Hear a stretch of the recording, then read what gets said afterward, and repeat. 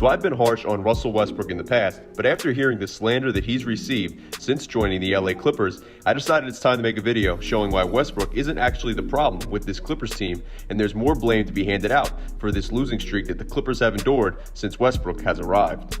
Also, if you guys enjoy the video, then make sure to give it a like as it helps out a lot, and if you enjoy the NBA, then make sure to hit that subscribe button and notification bell. So on Friday night, the Los Angeles Clippers suffered a 128-127 loss to the Sacramento Kings. This was the Clippers' fifth straight loss, the second time the Clippers have lost to the Sacramento Kings over this 5-game losing streak. And another thing that's of course important to note is that Westbrook's Clippers tenure began during the first game of this 5-game losing streak. So one would look at that and say, it's clear that Westbrook is the problem. However, I'm here today to show you that that's simply not the case. Has Westbrook had some questionable moments already since arriving with the Clippers? Certainly. For example, this defensive mistake right here on Malik Monk ultimately cost the Clippers the game in what was Westbrook's debut with the team. And of course, Twitter has gone crazy clowning Westbrook for plays such as these.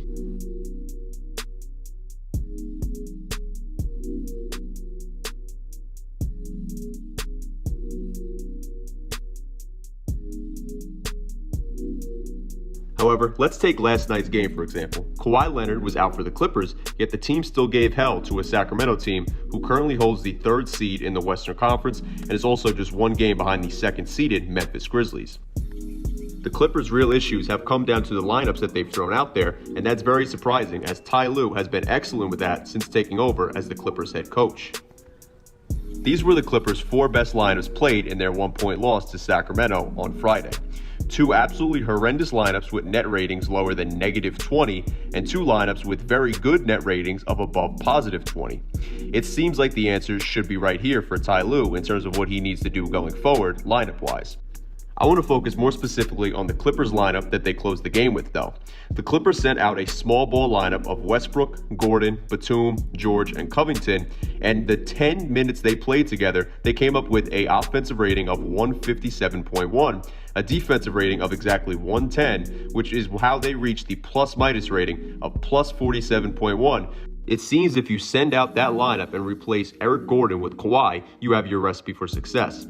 Of course, some will prefer Kawhi replacing Batum instead, and that's fine, but teams simply don't look at Westbrook as a threat shooting the ball, and that was apparent in the Clippers' loss to the Golden State Warriors on Thursday night. So I think the Clippers should use Westbrook as a facilitator and go small, and there's no reason to have 2 non-shooters on the floor with Westbrook and Zubac or Westbrook and Plumlee, even though Plumlee and Westbrook surprisingly had a positive net rating when they were out there together on Friday night.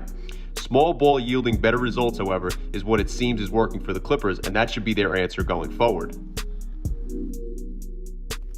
So I saw this tweet and wanted to include it as the Kings got 2 free throws from Fox, a reverse lay-in from Sabonis, and 2 free throws from Sabonis with 7 seconds left, which further shows how good that final small ball lineup played defensively for the Clippers. And the only issue was that despite an overall good game from Westbrook, he simply has to do better and not turn the ball over while the Clippers are leading by 1 point with 15 seconds remaining. Overall, though, while Westbrook does have to be better, I wouldn't be so nervous about that if I was a Clippers fan, as Paul George or Kawhi will typically have the ball in their hands at the end of a game.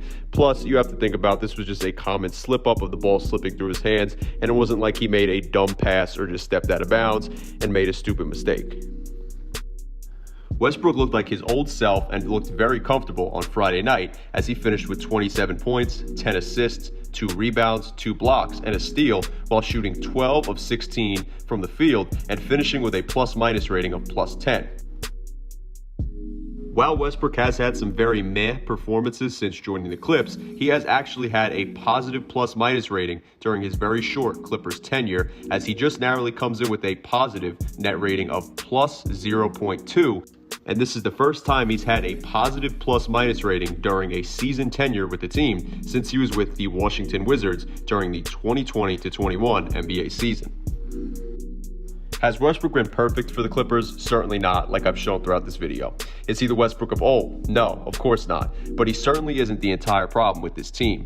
I think Ty Lue can definitely be to blame, as he's definitely had an issue with the lineups that he's thrown out there during this Clippers losing streak. And if Lue and the team would just look at the analytics, they'd see Westbrook, simply put, isn't the issue. When Westbrook is used right, he can make this Clippers team a dangerous sleeper team come playoff time, and they have the capability of pushing the top teams in the West into a 6 or 7 game series if they plan correctly and do what's working best for them. It's clear, though, that Westbrook is wanted by the players within the Clippers locker room, even if the front office wasn't super keen on signing him, and that's the difference between Westbrook with the Lakers versus Westbrook with the Clippers. There's no tension by the players in the locker room, and they want him to succeed. Now it's on Ty Lue and the higher-ups to push the buttons and put out the best lineups and team for the Clippers to succeed with Westbrook.